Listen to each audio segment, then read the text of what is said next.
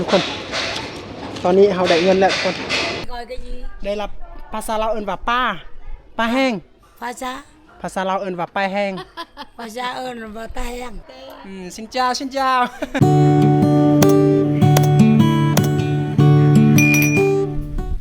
กราบทักทายสบายดีและสวัสดีพ่อแม่พี่น้อง FC เบิร์ดสุขคน FC ทางฝั่งไทย FC ทางฝั่งลาวหรือว่าต่างประเทศ FC ทางเวียดนามหรือว่าทุกที่ทุกบอลที่มาติดตามเป็นกำลังใจแก่เบาเติมคนดอยทุกคนตอนนี้เบาเติมจะออกเดินทางไปสู่ประเทศเวียดนามทุกคนเป้าหมายและจุดประสงค์เขาออกไปที่ประเทศเวียดนามในมื้อนี้อย่างที่หนึ่งก็คือเขาออกไปขายสินค้าทุกคนก็คือเปลือกไม้บงนะสีกระสอบจำนวนทุกคนกิโลกับ92กิโลนะในสีกระสอบนี้และเขาบ่ฮู้ว่าราคาเดี๋ยวนี้หันขึ้นหรือว่าลงก็ยังบ่ฮู้ทุกคนตอนตะกี้นี่โลนึง 14,500 นะแต่ว่าเดี๋ยวนี้เขาก็ยังบ่ฮู้ว่าราคามันขึ้นหรือบ่หรือว่ามันลงก็ยังบ่ฮู้ก็มีแต่พาให้พี่น้องก็ไปติดตามเบิ่งนํกันและเป้าหมายที่2ก็คือเขาออกไปลงคลิปนะทุกคนคลิปเดี๋ยวนี้เขามี16คลิปแล้วนะและเขาอยากออกไปปล่อยที่ประเทศเวียดนามนะทุกคนเพราะว่าอยู่บ้านของเบาเติมนี่มันบ่มีสัญญาณอินเทอร์เน็ตได้ที่สามารถปล่อยคลิปได้นะก็บ่แม่นว่าสัญญาณอินเทอร์เน็ตเลยทุกคนขนาดสัญญาณโทรก็ยังบ่มีนะเวลาเฮาอยากโทรหาพ่อแม่พี่น้องหรือสื่อสารยามมีเวียกจำเป็นเสื้อใส่ไอ้น้องนะเฮาก็ต้องออกไปสื่อสารอยู่นอกนะทุกคนเมื่อมี FC คอมเมนต์มาและเฮาตอบคอมเมนต์ FC มันช้านะเนื่องจากว่าเฮาบ่มีสัญญาณบางเทื่ออาจจะ2วัน3วันหรือว่าเป็นทิศเฮาตอบเทื่อนึงนะก็บ่แม่นว่าเบาเติมขี้คุยนะทุกคนแต่ว่าอยู่เฮือนของเบาเติมมันบ่สะดวกที่จะตอบคอมเมนต์ FC มันบ่มีสัญญาณเวลาที่เบาเติมออกไปเวียดหรือว่าไปเหาะซอกหาบอลมีสัญญาณแหละพยายามตอบคอมเมนต์ทุกคอมเมนต์ที่ FC คอมเมนต์มานะทุกคนนะก็แบบนี้แหละทุกคนและอีกอย่างเป้าหมายที่3ก็คือเราอยากจะพาFC ผู้หนึงหรือว่าเอื้อยผู้หนึงที่แพงเบาเติมหลายนะทุกคนหรือว่าอยากเบิ่งเบาเติมออกไปที่เวียดนามนะเพราะว่ามีตอนนั้นเอื้อยบ่สบายแต่ว่าเอื้อยตื่นขึ้นมาและเปิดจับโทรศัพท์และเห็นคลิปและพยายามเบิ่งเบาเติมอยู่นะเบาเติมก็ดีใจและขอให้ครอบครัวของเอื้อยสุขภาพเข้มแข็งและเจริญรุ่งเรืองในการงานทุกอย่างนะการสำหรับ EP นี้เบาเติมอยากจะพาเอื้อยไปที่เวียดนามเด้อไปพูดไปเว้าไปลมกับสาวเวียดนามตามที่เฮาสะดวกลมนะทุกคนโอเคบรรยากาศเป็นอะไรมื้อนี้ก็ฝากให้พี่น้องก็ซอยเป็นกำลังใจแก่เบาเติมเด้อ FC เก่า FC ใหม่เด้อซอยเป็นกำลังใจเพื่อเบาเติมมีกำลังใจในการอัปเดตคลิปต่อไปทุกคนโอเคไปติดตามเบิ่งนํกันในการเดินทางของเบาเติมในมื้อนี้ไปทุกคนไปนํกัน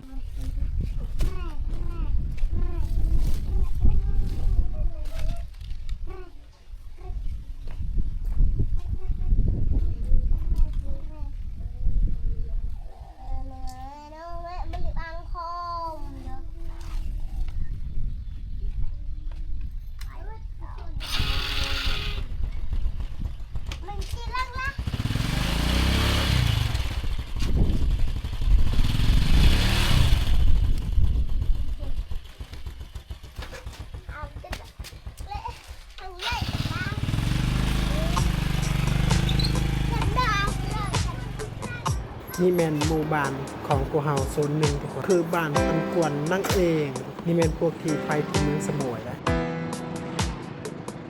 นี่แมนบ้านเต็บบ้านใหม่บ้านที่ตั้งตามสายทางแต่บ้านเต็บไปหาเวียดนามแมน25กิโลทุกคนซึ่งเป็นหมู่บ้านที่ติดกับสายแดน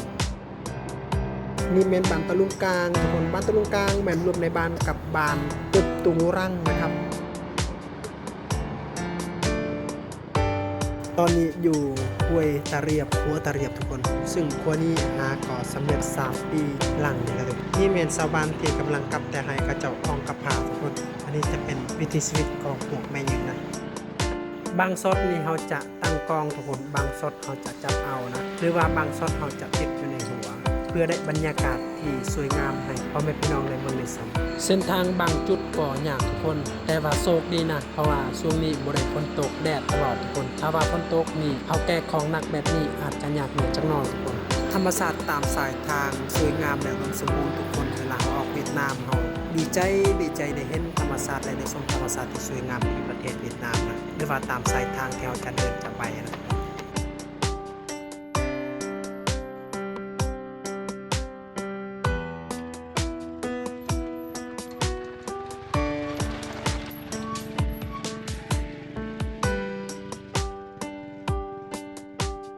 โอเคทุกคนตอนนี้เราเข้าสู่ประเทศเวียดนามแล้วทุกคนตอนนี้บรรยากาศที่ประเทศเวียดนามแล้วได้นี่เส้นทางนี่จะเป็นเส้นทางที่เขาเจ้าไปสวนไปให้นะพูนภาคนั้นจะเป็นชนบทอยู่จุดนี้เฮาสามารถเบิ่งวิวหรือว่าชมวิวที่สวยงามของประเทศเวียดนามทุกคนภาคนั้นก็จะเป็นทางยางลงไปสู่แคซันเลยนะโชคดีมื้อนี้บ่ได้ฝนตกทุกคนมีแต่ว่ามืดครึ้มซื่อๆนะแต่บางนาทีบางช่วงก็อาจจะแดดแน่นะแต่บางนาทีกับฝนตกกับฝนยังเส้นทางกับพอไปได้นะทุกคนนี่โอเคชมบรรยากาศที่เวียดนามเลยทุกคนเราจะเดินทางแล้วบัดนี้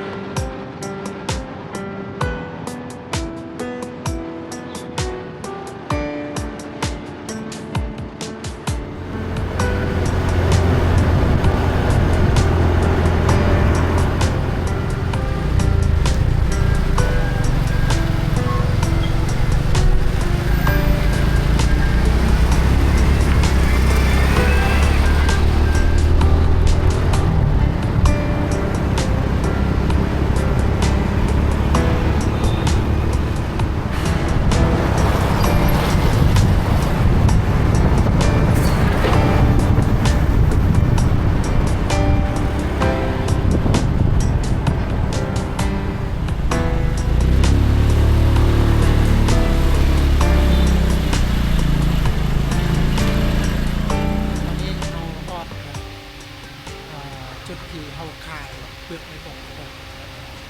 อยู่จุดนี้ก็มีหลายสิ่งหลายอย่างที่เพิ่นซื้อเลยนับจะเป็นหากไม้หรือว่าอันนี้โอ้โหน้ำนี่เตียงเวียกเอิ้นว่าน้ำไหนได้ละเตียงเวียกเอิ้นว่าน้ำภาษาลาวเอิ้นว่าเฮ็ดเขาบ่ฮู้ไปเฮ็ดอีหยังเด้อทุกคนอันนี้จะเป็นเฮ็ดไม้พางหรือว่าไม้สอดประมาณนี้เนาะอยู่ที่นี่ก็มีหลายสิ่งหลายอย่างถ้ายามช่วงแคมนี่เพิ่นก็จะซื้อแคมคือแบบนี้นะทุกคนนี่จะเป็นแคมรุ่นเก่านะทุกคนและมีหลายสิ่งนะที่เพิ่นซื้อนะแต่ว่าเพิ่นจะบ่ซื้อสัตว์ป่าหยังต่างๆเขาเจ้าเลือกตัวมันใหญ่กับตัวมันน้อยนะบานไปเลยจ้ะโอ้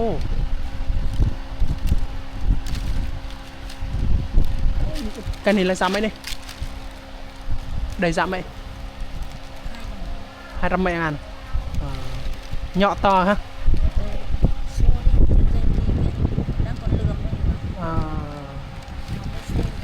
tiếng Việt nữa ơn nói nầm gì là nầm gì hả nầm linh chi nầm linh chi có mà ít không nhiều mà có người tìm mấy ítโอ้โหนี่คนที่มาขายสินค้าเลยนี่ Doan này là không tốt đâu. Nên dọc xong bỏ đeo tay. เอาทุกคนเราอยากจะแกะเครื่องนะเราอยากจะติดเครื่องสินค้าของเราแหละเราเบิ่งว่าเพิ่นซื้อเท่าไหร่นะโอเคเส้นทางยากเลยทุกคนตอนมานะ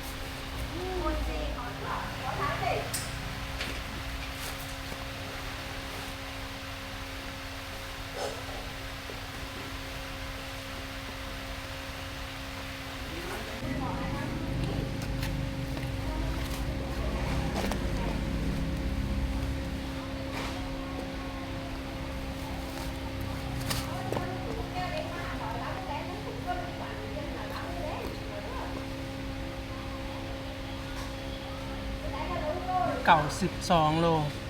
92 โลหาคนชิ้นไม่ให้กันชิ้นไม่ให้กันด้วย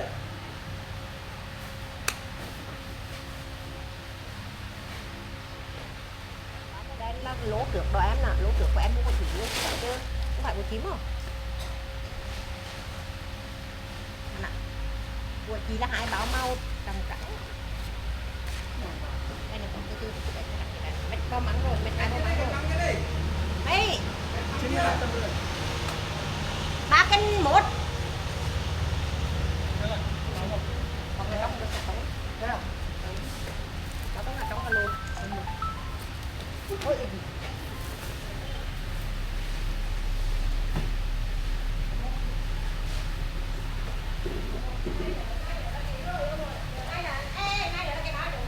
Thì ta đã khoan bao tiêu là giống đi này, bao tiêu là giống đi này, đây cái thôi này, bao tiêu là giống.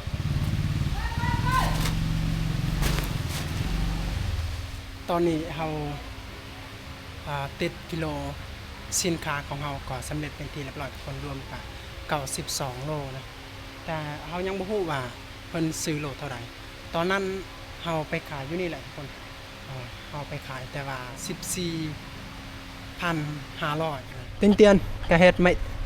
ชินมาให้กันชินมาให้กัน Quay mặt tao vô trong nè. Nó phạt lên mà họ biết cái bản giả mẹ đang. ชินมาให้กันหมัวกี่แม่ 15.000. 15,000 à? Tin chess. Một kêu 380. Cho 140 được không? Ôi trời ơi. Cái chiên của ai vi tú thịt á.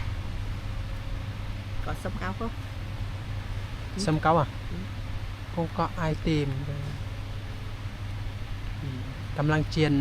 กำลังโอนเงินนะทุกคนเพราะว่าเราต้องไปเอาอยู่บอนอื่น Kêu 390. หมดเดียว390ที่hai mươi ngàn cái cho luôn là 400 20 ngàn cái cho lần Cho luôn đi. Rồi. Chị về ơi. Ok. Có tên mặt nữa cô. แต่จริงเงินของเราก็1,380,000แต่ว่าเอื้อยเพิ่นให้เลย Lựa vàng 20,000 nghỉ vọtไปเลยนั่งน่ะ พอดี อันนี้ได้ 1,400,000ทุกคนเพิ่นซื้อโล 15,000 ทุกคน Cắt phới kịp rồi. โอเค Chị đô ngay ba tài rồi lợi vô. Chứ mà bạn gì vậy? Làm không phải kịp hả? อืม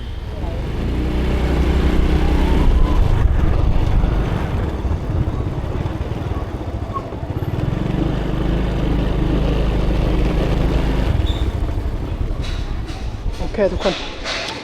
ตอนนี้เราได้เงินแล้วทุกคนเงินที่จากการที่ขายเปลือกในบ่ง500,000จำนวนนี้1,400,000ทุกคน ใบ500,000นี่เป็นรูปประธานลุงโฮนะ เงินเวียดนามนี่นับแต่ 10,000 ขึ้นไปจนฮอด500,000นี่จะเป็นอย่างพลาสติกแบบนี้นะแต่ว่า5,000 ลงมานี่จะเป็นเจี้ยทุกคนโอเค มาจอกเดินทางกลับเลยทุกคน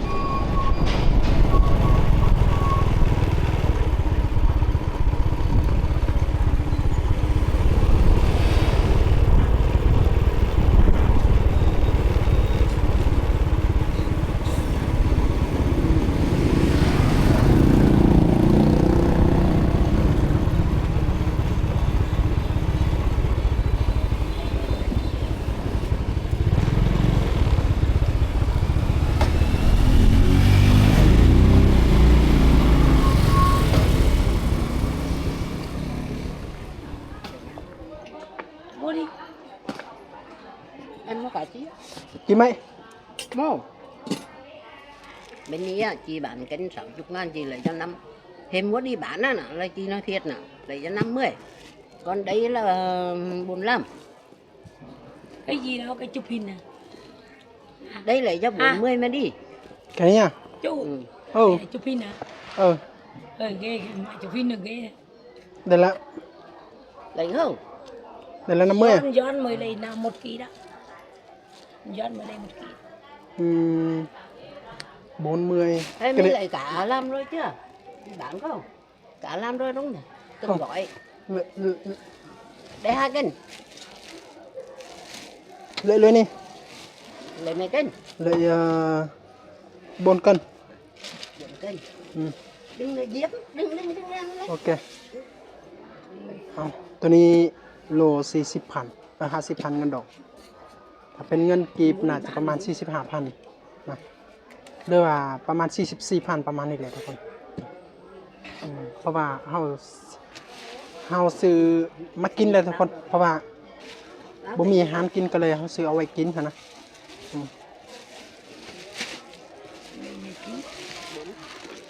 กันนะดุ้งอ่ะกันนะดุ้งอ่ะ Em lo, đừng lo chưa hiểu. เพราะว่าเขาถามยันว่าซิงของมันก็ยันว่ามันโกงๆแหน่จักหน่อยทุกคนอันนี้กันนี้ Cái này cái 50 ngon lắm. ได้ละ Mực. มึกอ่ะอันนี้ละปลาหมึก Ngon. กันเหยาะๆได้ไหม Cái này cái 130. กันตำบาluôn ha กันนี้กันโอเคเลยรวยแร่ๆอ่ะ Lấy loài ní. Cái loài này gì? Bán về người ta khó thử. Hoặc rang lên bỏ đằng mắm ăn. Rất là ngon. Chị đi ngon. Dễ làm. dễ hả Rang lên. làm dễ ăn dễ người mua dễ Đúng rồi. Bây giờ thì bỏ kho cái thơm Gì ngon lắm. người bạn gì? Kho cái thơm rất là ngon. Mấy kỳ thì khi mua tạo tới đây thì bán được khá. Ở đây là chủ là tại mới thì 2 bốc. Khoảng tầm 90 giờ đó. Là muối của táo hết. Về Hết mua nhà. Chụp hình ra để qua. có xem YouTube á Ghê quá. này. 4 cân 1 của mẹ đây. Đó, thấy chưa à? Cân nhà đàng hoàng. 4 kg 1. ok Bà thật. Mua tận quê, tận biển luôn. Cái bên đây nồi Chín nữa tận không? biển. hết Mực không? không mực không Cái này phải chiên với dầu. Dầu đấy đi. เดี๋ยว Chiên với dầu rất สาว là เกาหลีนะเป็นคนเวียดนามแต่หูภาษาเกาหลีทุกคนนะเว้าหนัวหัวหมวนทุกคนนะนี่เฮาซื้อสินค้าจากห้างของเพิ่น4โลนะ โอเคเว้าหลายกะมืดมือก็บ่แล้วทุกคนเฮาจะกลับนะโอเค ok สินเจ้าสินเจ้า chào Cảm ơn nhá. Đôi. Cảm đây là ơn, cái cảm ơn. gì gọi cái gì ได้รับภาษาลาวเอิ้นว่าป้าแห้ง pha xa ภาษาลาวเอิ้นว่าป้าแห้ง pha xa ơn và ta hèn ได้ละเตียงลาวน้อยลาวป้าแห้ง pa hèn một tiếng là gọi pa hèn ป้าแห้งกาวโค à pa Đây hèn là là có gọi chứ. Ờ. Ok. Mày nói nói tiếp. ฮะ à pa hèn Bạn Ờ, bạn là nói sen pa hèn sẽ chí hả? ให้กิน Họ nói cái cả này này. người đồng bào à เออ nói cái gì เฮาหน่อยสิ Bạn dân tộc á. Ờ. Dân tộc á. nói cái gì Họ nói sen. มันแซง Ừ. โอเคกลับมาเนี่ยเว้ย cái gì gọi cái gì pa hèn Bye bye. ป้าแห้ง pa hèn กาโค à khô มาเตียงเมียงlà buổi răng à buổi ra buổi răng cảm tiếng dân ơn tộc con nghe chúc con sức khỏe nha tiếng khi dân tộc nào về đây là biết cô ok ok cô trong Sài Gòn kìa ok ok cảm ơn nhá anh làm lại hai con đi bà 2 chỗ 1 chỗ một chỗ thôi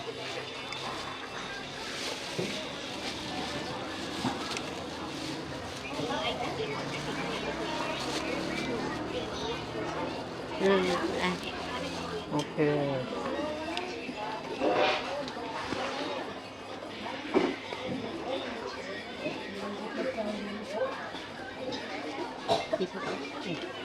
thank you ใบ5,000จะเป็นเจียกลับมาเนี่ย โอเคเว้ยซื้อขนมก่อน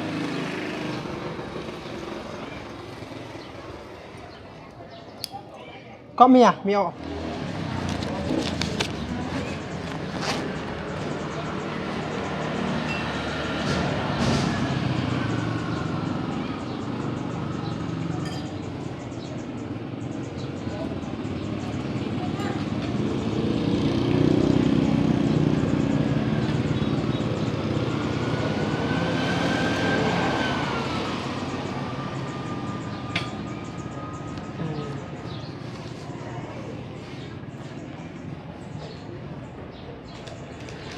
ใส่ถุงมือพวกแน่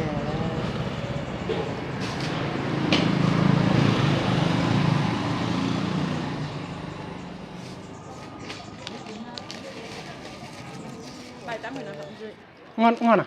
thơm sọ bạ 500 hả có xem mình đến được ăn mày đang ăn xem mình đến bố em 500 là cật đây hai bảo đua 50 cân nữa à Mình lên để chi? chưa đua 50 cân thôi một chứ đây hai bảo Viết kìa. hả Viết. lại trả bảo rồi họ đòi là khỏi cái nhẹ trả sư song Với tình tu mình. đi đó chị đẩy nếp đói ซื้อ2กระสอบ50 โลพอดีนำตำจิ้นเมื่อยเย็นๆถ้าเป็นเงินกีบน่าจะประมาณ500,000ทุกคนแต่ว่าเงินดงนี่นำตำจิ้นเมื่อยนะ có mà biết là cái có mưa ภาษาเวียดนามเอิ้นว่านำตำจิ้นเมื่อยถ้าเป็นภาษาลาวเอิ้นว่า590,000นะแต่ว่ามื้อนี้เฮาซื้อ2กระสอบ50 โลนี่เป่า50 โลโอเคอันนี้เป็นจุดที่เขาเจ้าขายข้าวกินทุกสิ่งทุกอย่างบ่ว่าจะเป็นข้าวเหนียวข้าวจะเป็นข้าวที่นำเข้ามาจากไทยนะลาวแน่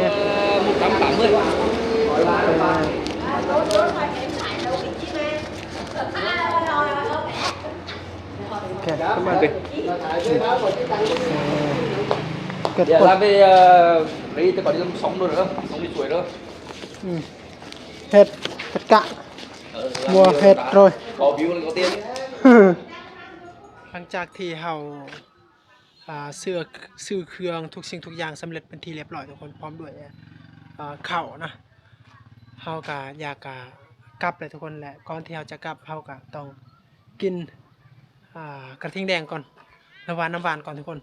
อย่าว่าเงานอนนะก็ไม่ 15 ngày. เวลามันโอ โอ้ย Đây để em thôi. โอเคกินกระทิงแดงก่อนทุกคนโอ้โหเอ้ยนี่กระทิงแดงซื้อมาจากประเทศไทย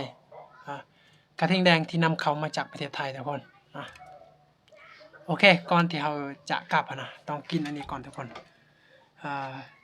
ก็เราซื้อทุกสิ่งทุกอย่างก่อนสำเร็จเป็นที่เรียบร้อยทุกคนนับแต่เราซื้อข้าวสารอาหารแห้งหรือว่าปลานะทุกคนประมาณนี้แหละทุกคนเราก็จะเดินทางกลับแต่ก่อนกลับกินอันนี้ก่อนนะก็สำหรับ EP นี้ก็เอาสำนีก่อนทุกคนเพราะว่าการเดิน